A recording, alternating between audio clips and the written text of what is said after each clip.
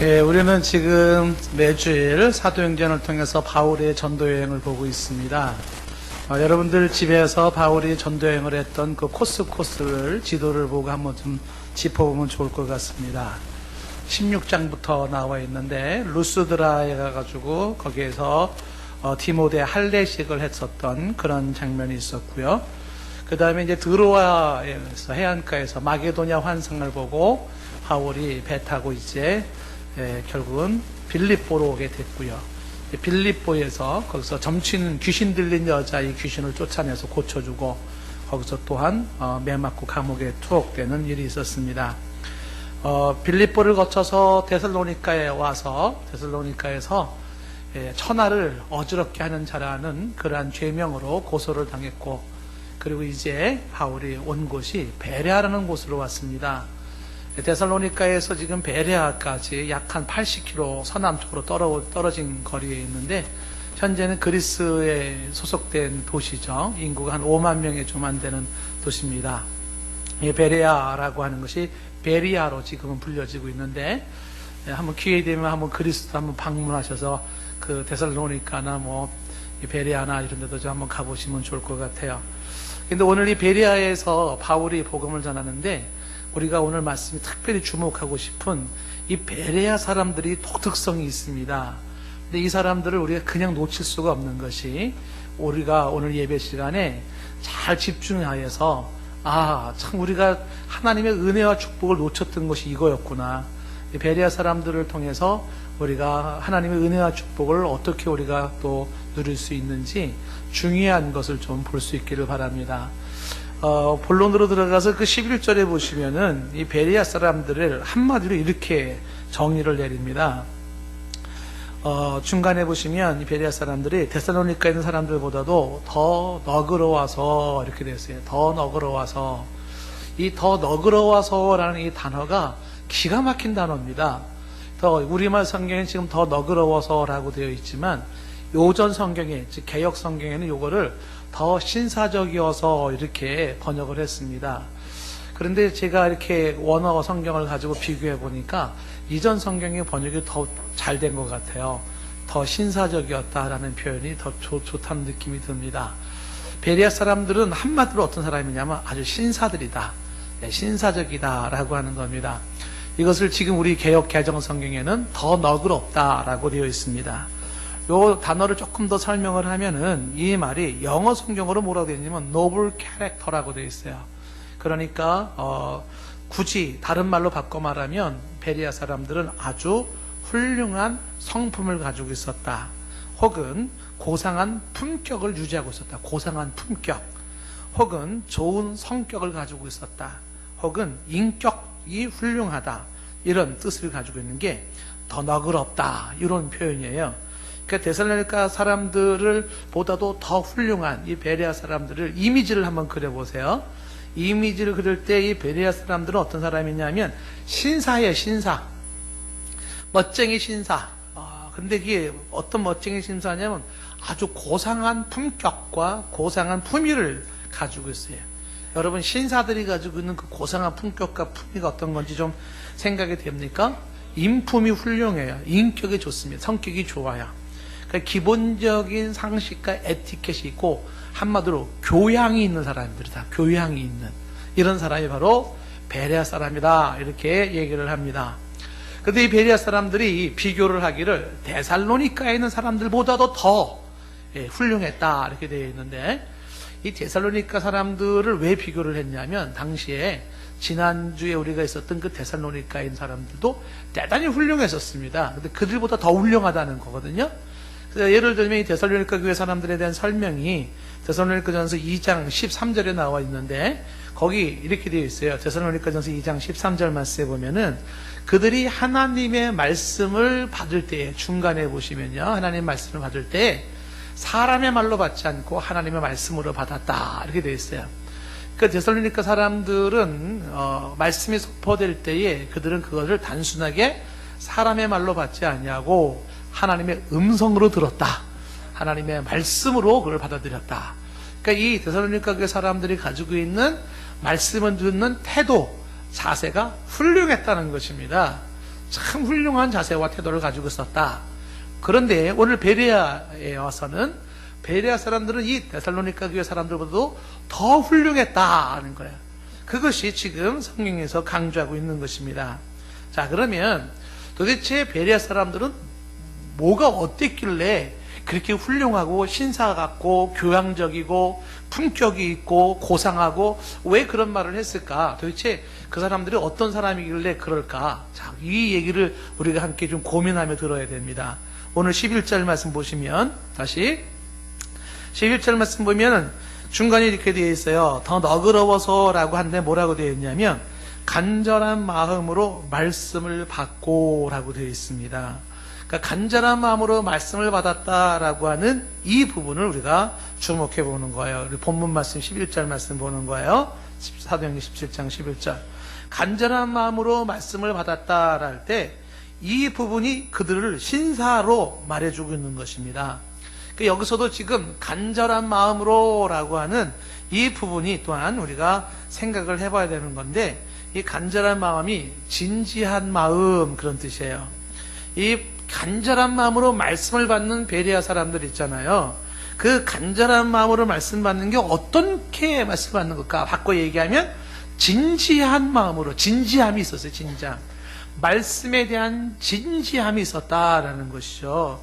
그 진지함은 다른 말로 진실함이기도 하고 그 다음에 열심으로 라는 뜻도 되고 적극적으로 사모함으로 그런 뜻도 돼요. 그러니까 베레아 사람들이 왜 신사냐면 하나님 말씀을 들을 때 진지했어요. 그 말씀을 진지하게 그렇게 말씀을 들었다는 겁니다. 적극적으로 열심으로 들었다는 것이죠. 이것은 베레아 사람들이 말씀이 선포될 때 그 말씀을 듣는 태도와 자세가 집중하는 태도였었다는 것입니다. 이 교양이 있다, 신사적이다라고 하는 사람들이 가지고 있는 이들의 말씀을 듣는 자세와 태도가 남달랐다는 것입니다.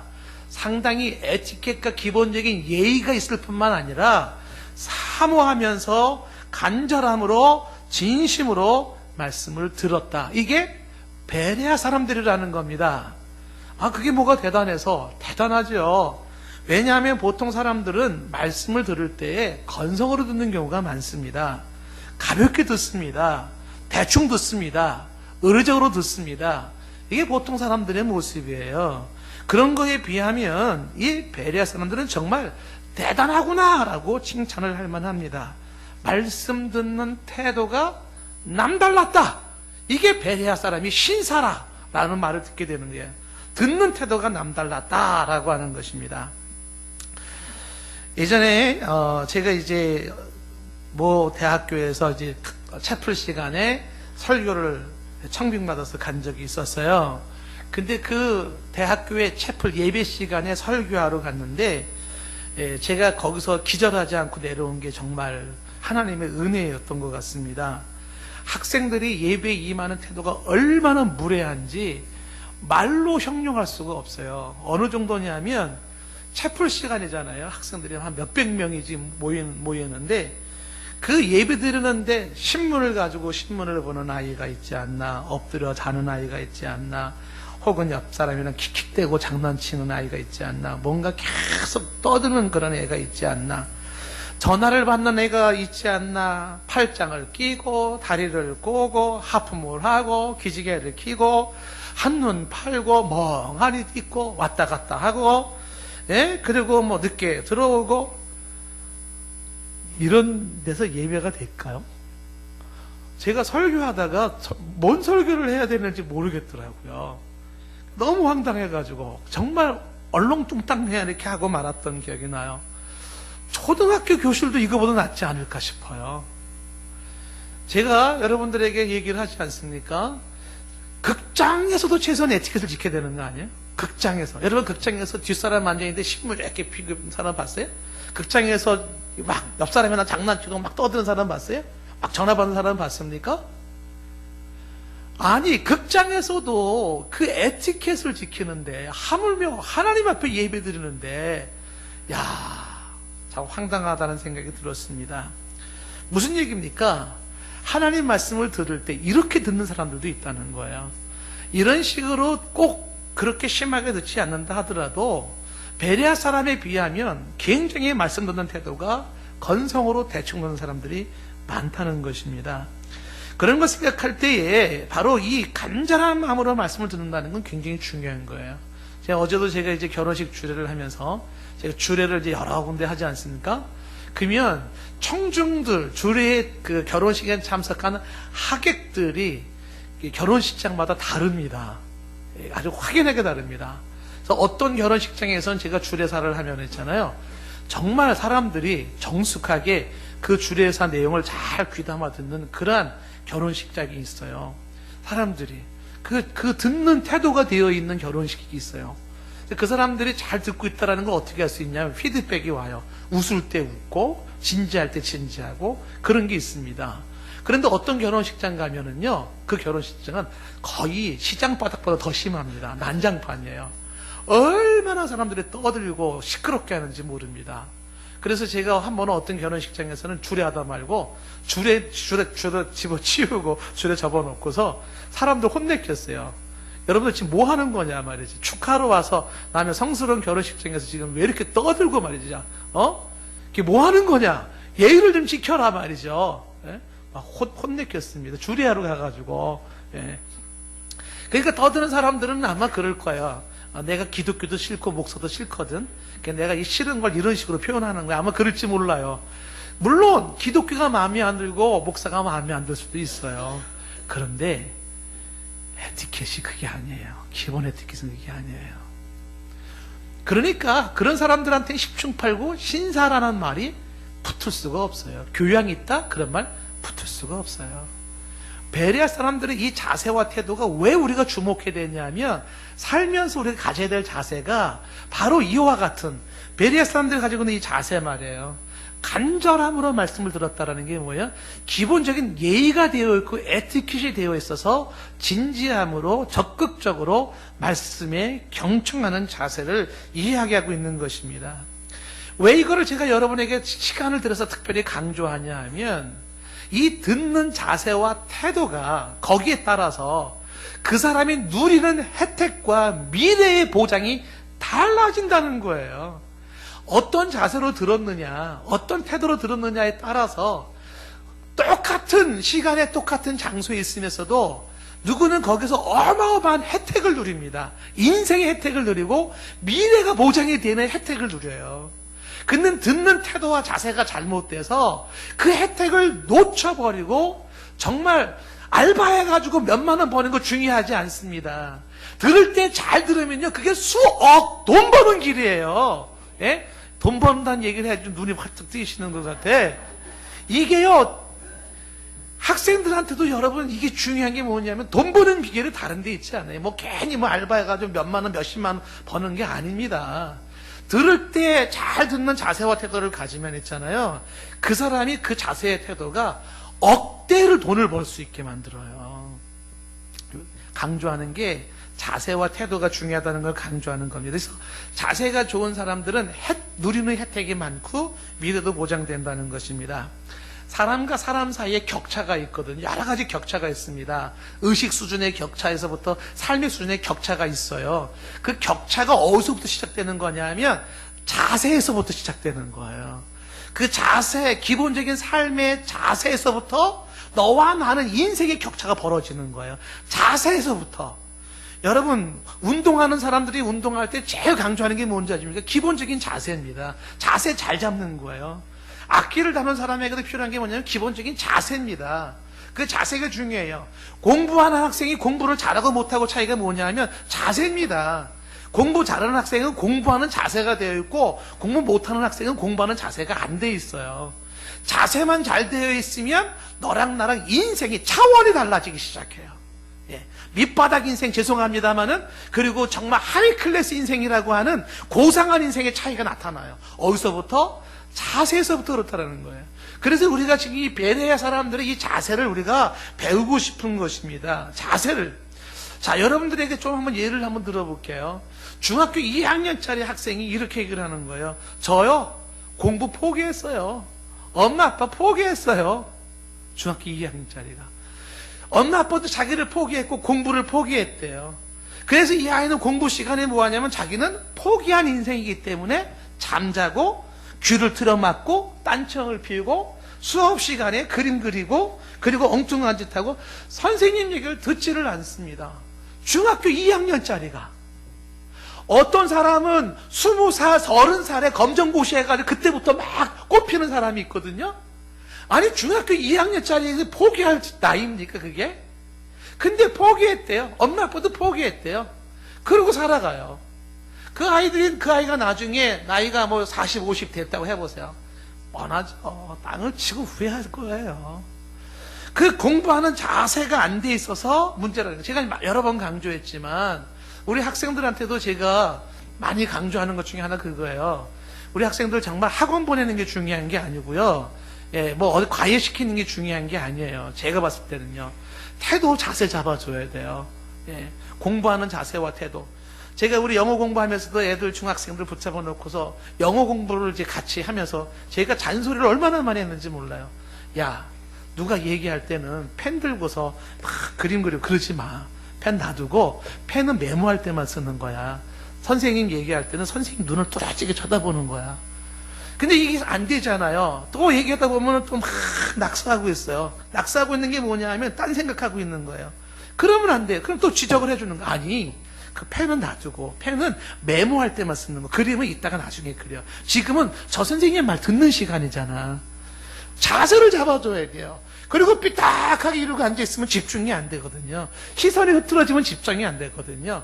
바른 자세를 앉아야 되고 시선을 선생님에게 고정시키는 거 해주셔야 되거든요. 신사냐 아니냐는 자세에서 달라지는 거예요.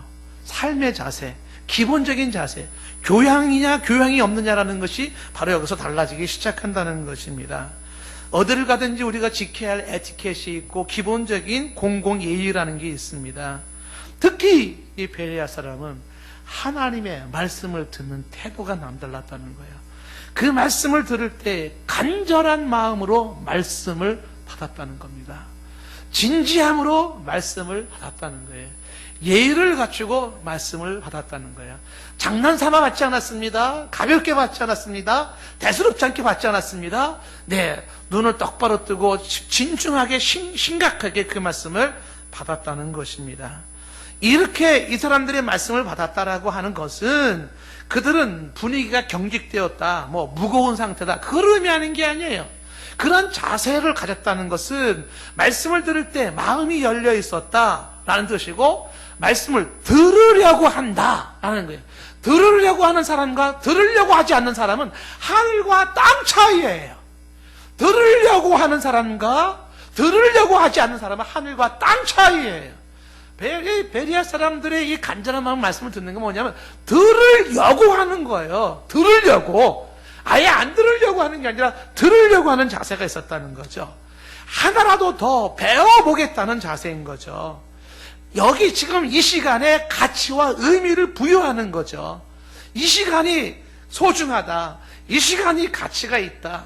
그래서 그런 마음을 가지고 무게중심을 담고 그것이 뭐예요? 말씀을 간절하게 들었다라고 하는 것이죠. 이와 같은 베레아 사람들의 이런 자세가 주님이 말씀하셨던 옥토밭이에요. 옥토밭. 좋은 밭입니다. 말씀을 들을 준비가 되어 있고 하나님이 주시는 열매 30배, 60배, 100배의 열매를 맺을 수 있는 준비된 사람이 보통 싹이 보이는 거예요. 이 사람들은 그 다음에 어떤 결과가 주어졌을까는 2차 문제예요. 벌써 싹이 보입니다. 자세가 되어 있기 때문에 이 사람들은 옥토밭이기 때문에 효과가 있는 거잖아요. 예수님이 씨 뿌리는 비유에서 강조했던 거 기억나시잖아요. 길가에 뿌려진 건 아예 말씀이 귀에 들어오지도 않아요. 말씀이. 이게 길가에 뿌려진 씨앗이잖아요. 두 번째 돌밭에 뿌려진 거는 말씀을 받긴 받았지만 환난 때문에 어려움 때문에 그 말씀이 겨시지 못하고 놓쳐버리고 가시밭에 떨어졌다는 건 세상의 염려 때문에 말씀을 놓쳐버리잖아요. 그런데 마태복음 13장 23절 말씀에 보면은 좋은 밭에 떨어졌다라고 하는 것은 말씀을 듣고죠. 말씀을 들었다는 게 뭐예요? 예, 들으려고 했다는 것이죠. 베레아 사람들처럼 진지하게 말씀을 들어요. 그 말씀에 귀를 기울여요. 말씀을 향하여 마음을 열고 진지함, 말씀에 대한 진지함, 그 진지함으로 눈을 동그랗게 뜨고 힘을 주고 귀를 기울여요. 그랬더니 아하! 깨달아지기 시작해요. 그랬더니 결실이 맺혀지기 시작해요. 30배, 60배, 100배의 결실이 생기더라는 겁니다. 기본적인 자세가 바로 그 인생의 열매를 맺게 만드느냐 못 맺게 만드느냐라는 거죠. 지금 이 좋은 땅은요, 앞에 얘기했던 처음에 말했던 길가와 같은 땅과는 대조적입니다. 길가의 땅은요, 말씀을 들어오지를 않아요. 아무리 소리치고 목 놓아 외쳐도요, 들리지가 않습니다. 안 들리는 거죠. 거기에 깨달음이 있겠어요? 결실이 있겠습니까? 30배, 60배, 100배 있어요? 없어요! 그런 자세는 안 되는 거예요. 인생을 그렇게 살면 안 되는 거예요. 기본적인 자세를 잘 잡아야 된다는 거죠. 제가 왜 힘줘서 강조하는 줄 아십니까?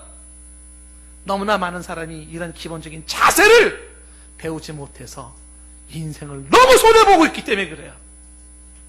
너무너무 인생을 손해보고 있어요. 그렇게 비참하게 살 인생이 아니에요. 그렇게 초라하게 살 인생이 아니란 말이에요. 왜 그렇게 사는지 아세요? 자세가 안 돼서 그랬어요. 자세가 처음부터.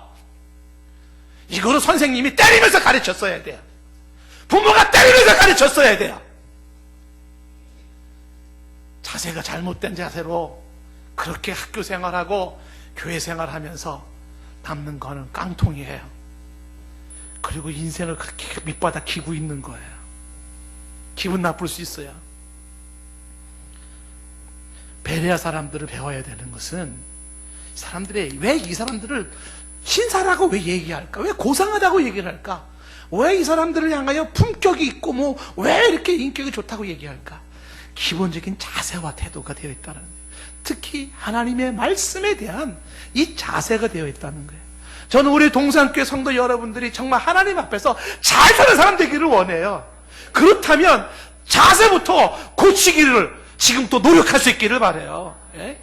말씀이 선포될 때 베레아 사람들처럼 그 말씀을 간절함으로 진지하게 들으세요. 말씀을 가볍게 들지 마시고 설교 한두 번 듣나 뭐 수도 없이 듣지 뭐 지구에 가서 뭐 TV에 틀면 무슨 말씀만 나오는데 그렇게 하지 마시고요. 하나님의 말씀이 선포될 때 진지하게 들으면 그게 다 피가 되고 살이 되어서 그 말씀이 주는 결실이 내 인생을 풍성하게 지금부터 10배, 20배, 100배 차원이 다른 그 인생을 하나님이 주시는 복의 삶을 살 수가 있는 거예요. 베레아 사람들이 신사라고 하는 것은 이 마음의 자세가 말씀을 듣는 간절한 마음의 자세가 있어서 신사라는 말을 쓰는구나. 고상하다, 교양적이다, 에티켓이 있다, 멋있다 이렇게 말하는 거구나. 여러분 이게 지금요 여러분 제 설교 들었다고 해서 바로 고쳐지지 않아요. 훈련하셔야 됩니다. 이거 자꾸 잔소리 해야 될지도 모릅니다. 좋은 자세를 가지셔서 그 자세가 우리 자손들에게도 잘 물려졌으면 좋겠고요. 학교에서든지 예식장에서든지 시장에서든지 버스 안에서든지 어디든지 바른 자세로 태도가 잘 잡혀 있어서 그래서 혜택을 누리고 그리고 진보와 발전이 있었으면 좋겠어요. 그리고 이 베레아 사람들의 두 번째 특징이 뭐냐면 왜 이 사람들을 신사라고 얘기하냐면 11절 말씀 다시 보세요. 거기 보시면 간절한 마음으로 말씀을 받는 것뿐만 아니라 이것이 그러한가야 날마다 성경을 상고한다고 되어 있습니다. 이것이 그러한가야 날마다 성경을 상고한다는 것은 바울의 이야기가 true, 그 성경 말씀이 맞아? 사실이야? 진리야? 아니야? 이거를 알아보기 위하여 날마다 성경을 상고. 이 상고라는 단어를 강조해야 됩니다. 이 상고가 뭐냐면 자세히 골라내다, 탐색하다. 이 상고한다라는 것은 조사하다, 실험한다, 연구한다, 공부한다는 거예요. 왜 베레아 사람들을 이렇게 대단한 사람으로 얘기하냐면 이들은 상고하는 자세가 되어 있어. 상고하는 자세가. 이 상고가 뭐예요? 알고 싶은 자세로 겸손히 인정할 건 인정하고 질문을 던지고 의문에 자기의 질문을 말을 하는 거예요. 왜? 옳고 그름을 확인해서 받아들이겠다는 것이에요. 이게 그들의 자세예요. 이것은 지금 이 상고라는 단어를 조금 더 설명하면 긍정을 위한 질문을 하겠다는 거예요. 긍정을 위한 의심을 하겠다는 거예요. 긍정을 위한 비판을 하겠다는 거예요. 이런 의심, 이런 비판, 이런 탐구는 대단히 좋습니다. 긍정을 위한이죠. 다시 말하면 아무거나 막 받아들이는 것이 아니라, 아무거나 막 믿는 것이 아니라 알아보고 확인해보고 검증해보고 그리고 믿겠다, 그리고 나는 받아들이겠다라는 자세인데, 이게 멋있는 거예요. 이게 100만 불짜리인 거예요. 이게 베레아 사람들을 신사로 만드는 거예요. 세계적인 석학 중에 한 사람이 폴 히버트라는 교수님이 있어요. 돌아가신 지 얼마 안 됐지만 시카고에 있는 그 교수님인데, 이 폴 히버트 교수님은 참 훌륭하신 분이에요. 제가 그분한테 강의를 듣기도 했지만은, 이분이 인생을 살아가는데 사실에 대한 3가지 태도가 있다라는 걸 얘기를 해요. 저는 지금도 이게 참 기가 막힌 명언으로 제가 지금 가지고 있거든요. 여러분에게 소개시켜 드린다면은 어떤 3가지 태도가 있냐면, 첫 번째가 비판적 거부, 두 번째가 무비판적 수용과 세 번째가 비판적 수용이라는 거예요. 하나하나 설명을 할게요. 비판적 거부의 자세가 있어요. 이게 뭐냐? critical rejection이에요. critical rejection. 그러니까 비판하면서 거절하는 것인데, 이 비판적 거부는 좋지 않은 거예요. 어떤 거냐 하면 거부하기 위한 비판이에요. 부정하기 위한 비판이에요. 그러니까 처음부터 거부하고 부정하겠다는 전제하에서 비판하기 시작해요. 그 비판하면서 트집 잡고 흠집 잡고, 이게 그래서 말이 안 돼, 저것이 그래서 말이 안 돼, 막 이렇게 비판하고 의심하고 그렇게 지적하고 해요. 이유는 뭐냐면 거절하려고. 이런 기본적인 자세를 가지고 이렇게 비판적 태도를 가진 사람들을 비판적 거부의 자세라는 것인데, 이런 사람들에게는 변화가 없어요. 이런 자세에는 발전이 없어요.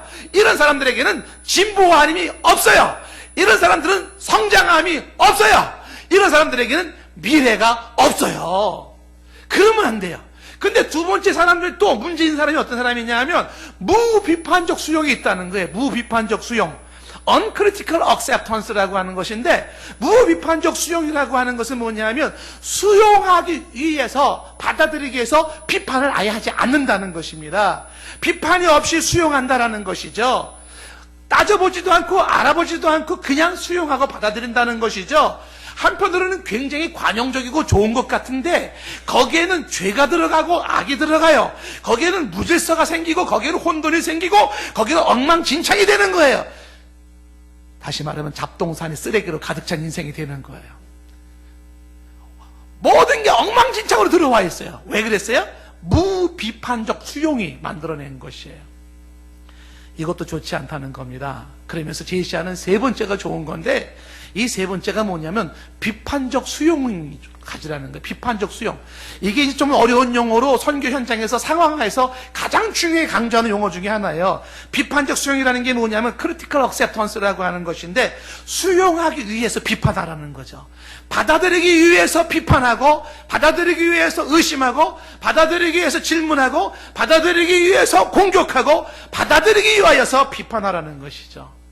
그런 비판적 수용을 할 때 여기에 질서와 반듯함과, 여기에 진정한 변화, 참된 변화가 생기고, 여기에 진정한 발전, 참된 발전이 이루어지고, 진정한 진보, 바른 참된 그런 진보, 진정한 성장, 바른 성장이 이루어진다는 거죠. 비판적인 수용이에요. 이 베레아 사람들이 전형적으로 이 스타일이에요. 비판적 수용의 사람들이에요. 왜 상고해요? 그러한가 아니한가라고 하는 것은 거절하기 위해서, 부정하기 위해서, 꼬투리 잡기 위해서, 트집 잡기 위해서 아닙니다. 진리라면 받아들이겠다는 거예요. 사실이면 받아들이겠다는 겁니다. 그게 내 인생에 필요하다면 받아들이겠다는 겁니다. 그런데 막 받아들이진 않겠다는 거죠. 그냥 무분별하게 받아들이진 않겠다는 것이죠. 상고해보겠다는 거예요. 검증해보겠다는 것입니다. 실험해보겠다는 거예요. 알아보겠다는 겁니다. 비판적 수용을 하겠다는 거예요. 똑똑하지 않습니까? 멋있지 않습니까? 이게 베레아 사람들이 가지고 있는 신사다움의 모습인 것이죠. 예수님도 요한복음 5장 39절 말씀에 그렇게 말씀했어요. 너희가 성경에서 영생을 얻는 줄 생각하고 성경을 연구하거니와 라고 얘기했어요. 성경을 연구한다 그랬어요. 그렇죠? 성경을 연구해야 됩니다. 정말 그러한가 아닌가? 과연 성경에 우리의 인생을 걸망한가 안 한가? 성경에 정말 생명이 있는가 없는가? 성경이 진리인가 아닌가? 성경을 연구해요. 이 연구가 뭐예요? 비판적 수용이죠. 그래서 연구하고 그리고 의심해보고 질문하고 그렇게 해서 이것이 맞구나 깨달아지고 생명이 발견되어질 때 아멘으로 받아들여서 혜택을 누리겠다는 것입니다. 그래서 성경을 연구하는데 아니나 다를까 이 성경은 바로 예수 그리스도를 증언하고 있다는 거예요. 구약 성경 전체를 연구하면 연구할수록 메시아 예수 그리스도에게 귀결된다는 사실이에요. 베레아 사람들이 이렇게 이런 자세로 상고했었다라고 하는 것은 지속적으로 공부하고 지속적으로 연구한 것이죠. 저는 이 시간 여러분에게 이렇게 호소를 합니다. 여러분, 상고하는 자세, 생각하는 자세를 가지셔야 돼요. 무엇이 바른 길인지 상고하십시오. 나의 인생을 지금 바르게 가고 있는지 상고하십시오. 내가 하고 있는 일이 제대로 되고 있는 것인지 상고하십시오. 내 신앙은 제대로 되고 있는 신앙인지 생각하십시오. 상고해야 돼요. 내가 지금 성경적인 삶을 살고 있는지 상고해야 돼요. 이런 생각하면서 말씀은 뭐라고 말하고 있지? 하나님 말씀은 뭐라고 얘기하고 있지? 그 말씀에 연구하고 공부하면서 자신을 돌아보면서 또한 반성하면서 아하, 내 삶에는 이게 문제였구나. 아하, 내 신앙에는 이게 문제였구나. 아, 내가 가는 길은 이게 문제였구나. 이게 이렇게 됐어야 되는데, 아, 저게 이렇게 됐어야 되는데, 이렇게 깨달고 반성하고 수정하고 교환하면서 내 인생은 차곡차곡 놀랍게 발전하기 시작하는 거지. 그냥 가만히 흘러가는 대로 흘러간다고 인생이 잘 됩니까? 그렇지 않아요. 저는 여러분들이 우리가 생각하는 사람이기를 원해요. 내 인생을 생각하십시오. 진지하게 내 신앙을 생각하십시오. 내 삶을 생각하십시오. 그러면서 베레아 사람들처럼 상고하는 것입니다. 이 비판적 수용을 가지고 있었던 베레아 사람들은 그래서 신사예요. 교양인이에요. 멋있어요. 데살로니가 교회 성도들 따라올 수가 없어요. 참 하나님 앞에서 멋있는 사람들의 모습인 거죠. 하나 더 이 베레아 사람들의 특징 중에 하나가 왜 신사라고 말하냐라고 할 때 그들의 특징이 오늘 11절 말씀에 보면은 이 사람들이 성경에 집중하고 있다는 거예요. 성경에. 이것이 이 사람들이 참 남다르다라고 하는 부분을 체크해 볼 수 있는 겁니다. 여기 지금 11절 말씀에도 그들이 간절하게 받은 게 뭐예요? 말씀을 간절한 마음으로 받아요. 뭘 날마다 상고해요? 성경을 날마다 상고해요. 왜 베레아 사람들은 이 성경에 집중을 할까요? 탁월한 선택을 한 거예요. 감이 좋은 사람이라고 말해야 할까요? 아니면 기본적인 의식 수준이 높다고 해야 될까요? 왜 수많은 관심거리가 있고 수많은 우리가 집중할 거리가 있는데 왜 이 사람들은 유독 성경에다가 이렇게 간절한 마음으로 그리고 이렇게 날마다 성경하는 왜 성경에 집중했을까? 탁월한 선택을 했어요. 기가 막힌 선택을 했습니다. 여러분 알다시피 이 사도 바울이 그가 전도하는 방식의 특징이 하나가 뭐예요? 성경을 전하는 것이었잖아요. 여러분 사도행전 17장 2절 우리가 지난번에 데살로니가 교회 말씀에서 볼 때도 그랬잖아요. 17장 2절 말씀에가 뭐라고 되어 있어요? 성경을 가지고 강론하여 라고 되어 있잖아요. 여기 강론한다는 표현이 뭐라 그랬어요? 강론이 영어로 reason이야. reason. 이유를 댄다는 거잖아요. 다시 말하면 성경을 가지고 이성적으로 논리적으로 변증적으로 그렇게 설득하고 그렇게 선포했다는 거예요. 단순한 메시지가 아니에요. 왜 예수여야 하는가? 왜 하나님인가? 왜 성경인가? 왜 신앙인가? 그런 부분에 대한 reason, 이유를 설명을 했다는 거예요. 그래서 이어지는 17장 3절 말씀이 뭐예요? 그 성경 말씀을 뜻을 풀잖아요? 해석하는 거 아니겠습니까? 그리고 거기에서 그리스도가 해를 받고 죽은 자 가운데 다시 살아날 것을 증언하잖아요. 그 증언이 뭐예요? prove, 증명하는 거예요. 증명. 예수님을 증명하는 거예요. 구약 성경을 가지고 예수님을 증명한 거예요. 그리고 그 예수를 전하는 겁니다. preach, 전파하는 것이잖아요. 바울의 메시지 전하는 방식은요 하나예요. 성경 말씀을 그걸 풀어서 설명하는 거예요. 베레아 사람은 뭐에 관심을 두고 있냐면 성경 말씀에 관심을 두고 있는 거예요. 바울이나 베레아 사람이나 그리고 역사에 지금 훌륭한 크리스찬의 위인들이나 한결같은 공통점은요 성경에서 승부를 냈다는 거예요. 성경을 가지고 인생이 바뀌었다는 거예요. 왜 성경이어야 하는가? 왜 굳이 성경 여기에 집중을 둬야 되는가? 그 이유는 성경만이 유일한 하나님의 특별 계시이기 때문에 그래요. 하나님의 특별 계시는 성경으로 종결되었어요. 성경만이 하나님의 말씀이기 때문에 그래요. 다른 건 하나님의 말씀이 아닙니다. 하나님의 음성은 성경을 통해서 듣는 거예요. 성경이 하나님의 말씀이지 성경 외에 다른 것들은 하나님의 말씀이 아니에요. 검증돼야 될 것들이죠. 그래서 우리는 하나님의 말씀이 성경이기 때문에 성경에 집중하는 거죠. 왜 성경에 또한 집중합니까? 진리이기 때문에 그래요. 시공간에 전에도 아프리카에서 유럽에서 저 남미와 북미에서 2000년 전에 1000년 전에 앞으로 1000년 후에도 변하지 않는 진리가 성경이기 때문에 그래요. 성경은 바뀌지 않아요. 시대가 흘러가면서 다시 편집되어지는 게 아니에요. 그냥 수천 년 동안 똑같이 가요. 근데 그 말씀이 모든 시대마다 적용이 되어지면서 사람을 바꾸는 역사를 일으켜요. 성경을 집중하는 건 성경이 진리이기 때문에 그래요. 성경이 또한 우리의 모든 것의 기준이기 때문에 성경에 집중하는 것이고, 우리의 모든 것의 근거는 성경에서부터 시작되는 것이기에 내 신앙의 근거도 성경에서 세워지는 것이기 때문에 성경에 집중하는 것이죠. 또한 성령의 역사도 성경과 함께 이루어지기 때문에 성경을 떠나서 성경이 역사하는 것은 아니에요. 성경은 성령의 신비한 역사도 성경과 함께 이루어져요. 그렇기 때문에 성경에 집중을 하는 것이죠. 더군다나 이 성경은 쓰여져 있는 어떤 에세이집이나 쓰여져 있는 하나의 소설책과 차원이라는 이 성경은 살아 운동력 있는 역사하는 말씀이기 때문에 그런 거예요. 성경은 단순한 책이 아니에요. 그 책은 지금도 날선 칼이 되어져서 심령을 찌르고 사람을 바꿔요. 수술을 시켜요. 살아있어요. 그래서 우리가 성경에 집중하는 거예요. 수많은 사람들이 성경 말씀에 놀라운 변화를 일으켰어요.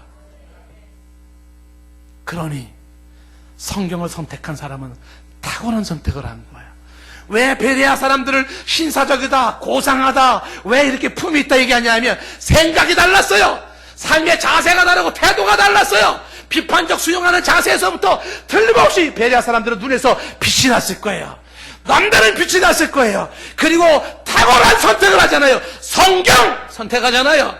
그 성경 말씀을 간절함으로 듣잖아요.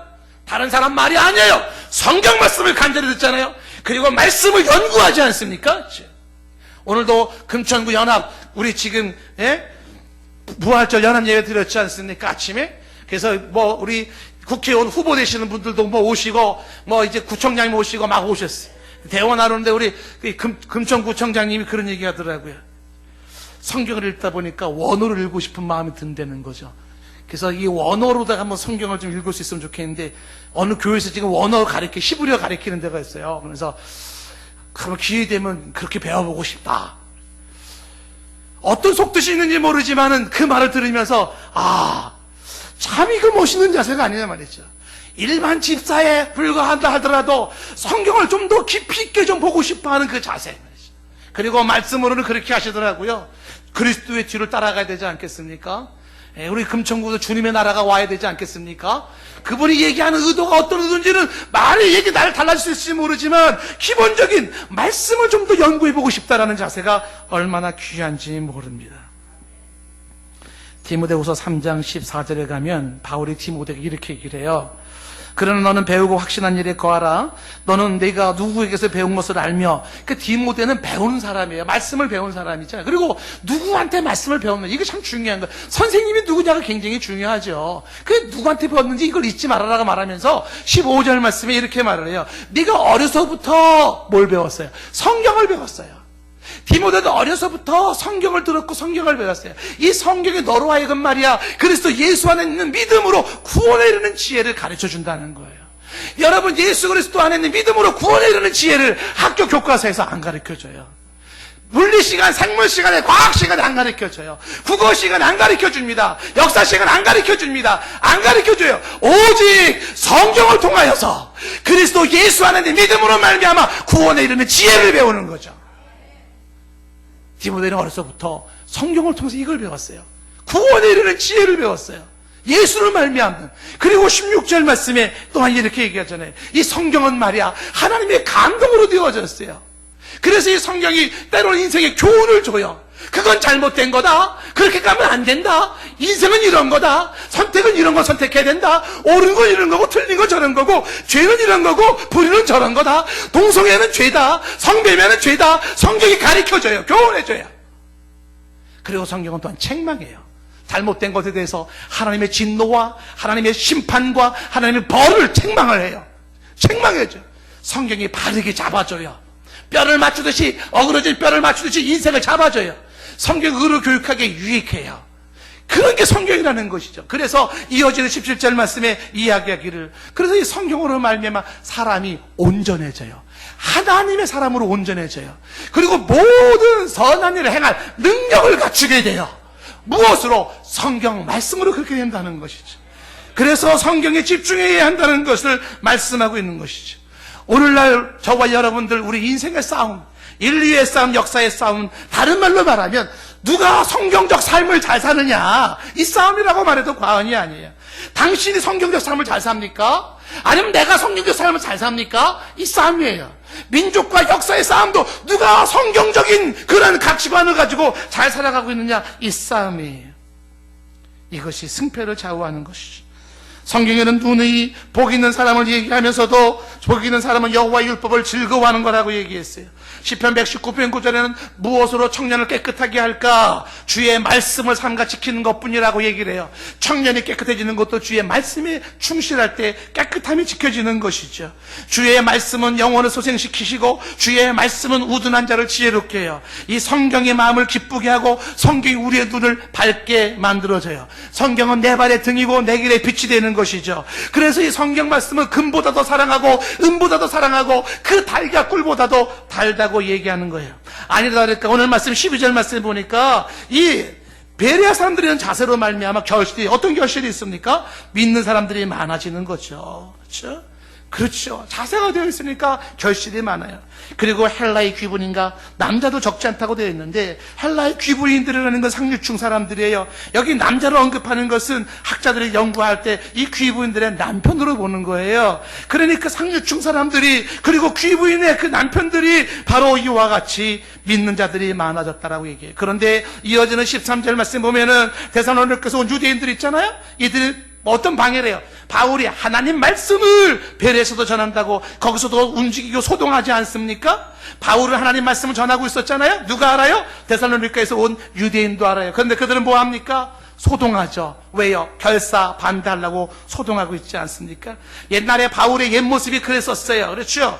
베레아 사람들과는 결정적으로 차이가 있습니다. 어떤 사람은 하나님의 말씀에 대하여 간절함으로, 진지함으로 말씀을 받아요. 말씀이 그러한가 날마다 상고해요. 성경에 집중해요. 이런 베레아 사람이 있는가 하면 이 유대인들 같이 결사반대하면서 그 말씀 전하지 못하게, 그 말씀 듣지 못하게, 자기에게 그 말씀이 들려지면 귀를 틀어막고 안 들은 척 못 들은 척, 그리고 박해하고 방해하며 반대하고 있어요. 하나님의 말씀에 대한 태도가 이 유대인과 베레아 사람들이 확연하게 달라요. 바울은 이 모습 보면서 자신의 옛날 모습을 봤을 거예요.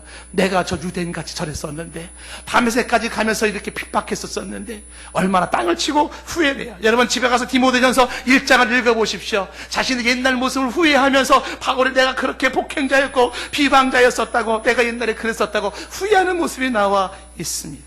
저는 오늘 여러분에게 말씀의 결론을 이렇게 내립니다. 베레아 사람들이에요.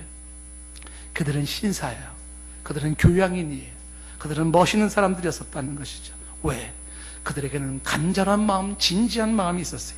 그들에게는 상고하는 critical acceptance, 비판적 수용의 자세가 되어 있어요. 그 사람들은 성경을 선택했어요. 성경에 마음을 두었어요. 성경에 그들은 관심을 두기 시작했어요.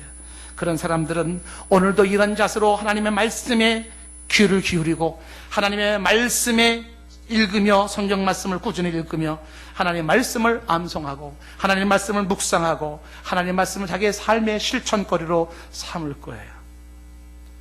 제2의 베레아와 같은, 오늘날 우리 사회에서 일어나고 있는 베레아 운동이라고 하는 것이 문제점이 많이 있지만 그런가 차원이 다른 순수한 사도행전의 이 베레아 사람들의 이 아름다운 모습이 최소한 우리 동산교회 성도 여러분들의 모습일 수 있기를 원합니다.